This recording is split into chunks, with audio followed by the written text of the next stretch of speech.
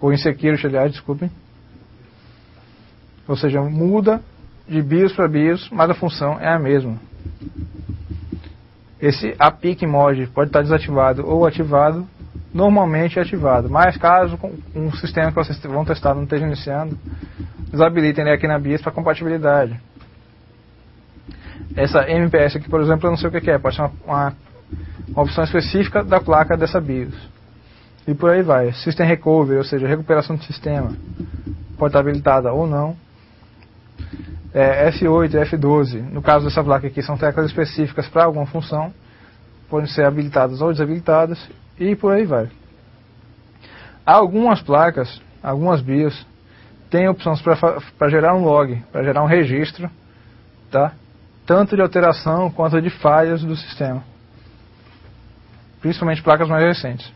Vocês podem habilitar essa opção na BIOS, e caso dê algum pau, dê algum travamento, trocou a memória, trocou alguma placa e vocês não sabem o que é, vocês podem habilitar o log na BIOS e verificar.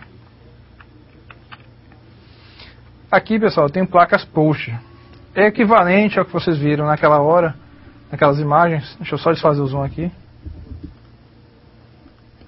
Desculpem, pessoal. Equivalente ao que vocês viram naquela hora, aquelas imagens que eu estava mostrando.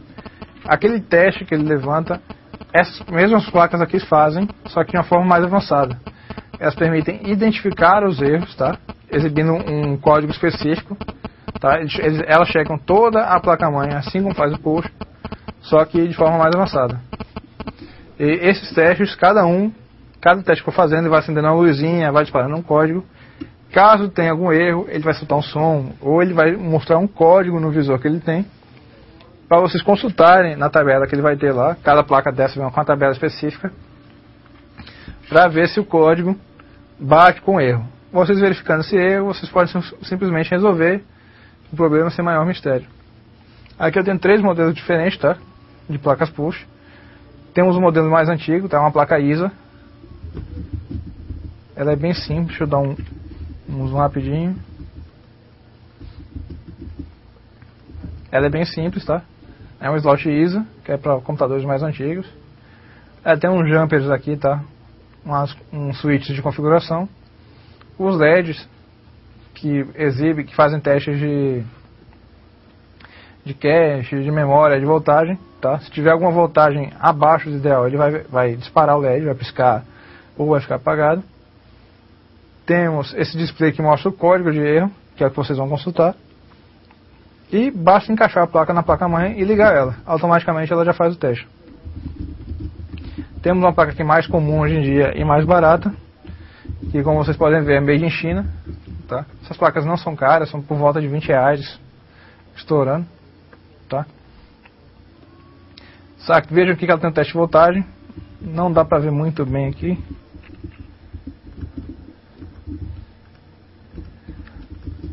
Ela testa 12 volts, tá? Mais e menos 12 volts e mais e menos 5 volts. Mais 5 volts, desculpem, mais 3.3. O 3.3, só lembrando, é da bateria da BIOS. Se tiver inválido, se tiver com pouca tensão, ele vai checar e vai disparar aqui para vocês verem o erro. 5 volts também. E o mais e menos 12 volts, tá? Que menos é tensão de referência. Ele vai checar e vai exibir aqui para vocês também. O código vai mostrar no display. E assim como as outras, basta encaixar e ligar. Vejo que essa é uma placa PCI, tá, pessoal? E aqui tem uma placa profissional. Essa é uma placa PCI também, só que um modelo mais avançado. Vejo que ela tem um processador específico para ela, diferente das outras que só tinham chips de informação básica. Essa aqui ela tem um processador específico para fazer os testes. Chips de memória, ok?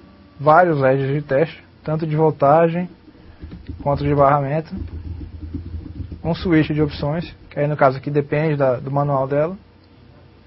Outro switch de opções, vejo que ela é bem mais complexa. E mais uma série de LEDs. Temos 6 aqui, 5 aqui, desculpem, e mais 2 aqui. E uma porta paralela, que permite vocês ligarem ela em um outro computador para acompanhar de uma forma mais clara, através de um programa específico, os testes. Essas são as placas push, tá? Que tem a mesma função da BIOS, aquele teste que ela faz na BIOS, só que de uma forma mais avançada. Eu recomendo vocês terem uma dessas, tá? Mesmo que seja a mais básica, é apenas para alguma emergência que vocês não conseguem identificar de forma alguma qual é o erro. A partir dessas placas você pode ter uma ideia do que é e se pode resolver ou não. Daqui a pouquinho eu vou passar para vocês aqui, tem uma colinha básica dos códigos de erro mais comuns, tá? Tanto os internacionais, da IBM e de alguns modelos específicos de BIOS, quanto códigos que caem em certificação de hardware, por exemplo. Aí eu vou passar para vocês daqui a pouco, tá? Vou passar todos, mas qualquer coisa vocês perguntem que a gente responde para vocês. Problemas comuns, pessoal, que vocês vão encontrar muito. Algumas pessoas já encontraram, alguns ainda vão encontrar, né, nesse mundo de hardware aqui. São problemas bestas, mas que acontecem muito frequentemente. Vire já que for. Eu tenho aqui, pessoal, deixa eu dar um zoom. Lá, vamos lá de novo. Tem aqui, pessoal, um cabo USB, no caso um cabo de impressora. Muitas vezes vocês vão encontrar problemas tipo, minha impressora não está imprimindo, minha impressora não é reconhecida. Eu boto minha impressora no computador, minha impressora não aparece, não imprime, dá erro na impressão. Em vez de vocês xingarem a impressora e xingarem o sistema operacional, deem uma olhadinha no cabo. Tá? Que muitas vezes cabos de R$5 são baratos, mas saem caros depois que vocês vão ter que comprar outro, porque estão com algum tipo de problema. Ou falha na fabricação, ou o cabo está rompido por dentro dele mesmo, ou um conector oxidou, ou o conector caiu, tá? Eu estou falando da cabeça do conector, estou falando do próprio conector dentro da cabeça, tá? E isso acontece bastante. Então, uma das causas que vocês podem encontrar, no caso de uma impressora, por exemplo, tá? É o cabo. Um dispositivo USB, um scanner, mesma coisa. Uma câmera que parou de funcionar de repente, que não está reconhecendo mais, mesma coisa, ok? Cabos de força, pessoal. Vire. Mesma coisa, tá? Tanto os cabos externos quanto os internos. A mesma coisa que é para USB acontece também com cabos de força. Hoje mesmo aqui no estúdio aconteceu um caso que a gente estava precisando de um cabo para ligar a máquina aqui, para a gente mostrar o HD para vocês. E o cabo de força que a gente estava utilizando para a máquina não estava pegando. Quando a gente foi ver, o cabo em si estava com problema, estava quebrado, tá? Ele não estava passando energia, a grosso modo assim de falar, e a gente não pôde ligar. Qual era o problema? A máquina? Não, era simplesmente o cabo. Foi só trocar o cabo para a máquina voltar a funcionar, a gente poder dar aula e trabalhar. O mesmo para extensões de fonte, para fontes que não pararam de funcionar de repente, tá? Sempre dê uma olhadinha. Conforme vai passando o tempo, se o computador fica exposto ao sol, ou se fica direto em ar-condicionado, ou se você fica constantemente enrolando o cabo, acontece do cabo quebrar, do cabo ressecar, aí estejam sempre dando uma olhadinha nisso, tá? Não passe nenhum produto químico, nenhum óleo, nenhum creme hidratante maluco para cabo aí, não inventem nada disso, tá? Apenas troque um cabo, teste outro cabo e veja se vai funcionar corretamente. Mesma coisa para a fonte, Billy. Fonte, coisas comuns de acontecer. Fonte nova, você comprou a fonte nova, instalou no computador, mas o computador não está funcionando. Chequem primeiro se a tensão da fonte está setada para a tensão que você usa no seu estabilizador, na sua rede aí.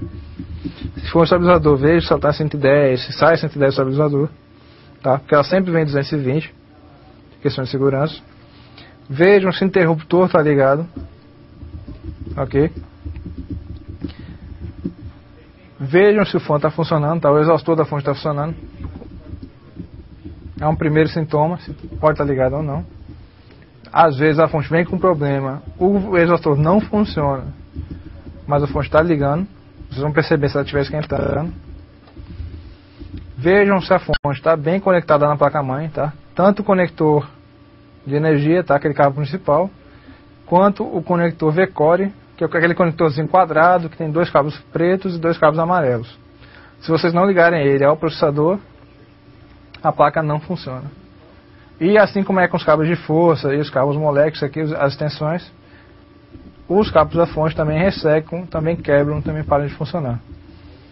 Ok? Placa de vídeo. Ah, meu vídeo não está funcionando, meu vídeo deu problema, meu vídeo não quer ligar, estou sem imagem. Primeira coisa, antes de condenar a placa-mãe, condenar qualquer outro dispositivo, façam um teste. Tirem a placa de vídeo e liguem a placa on-board se tiver. Se botou a placa on-board,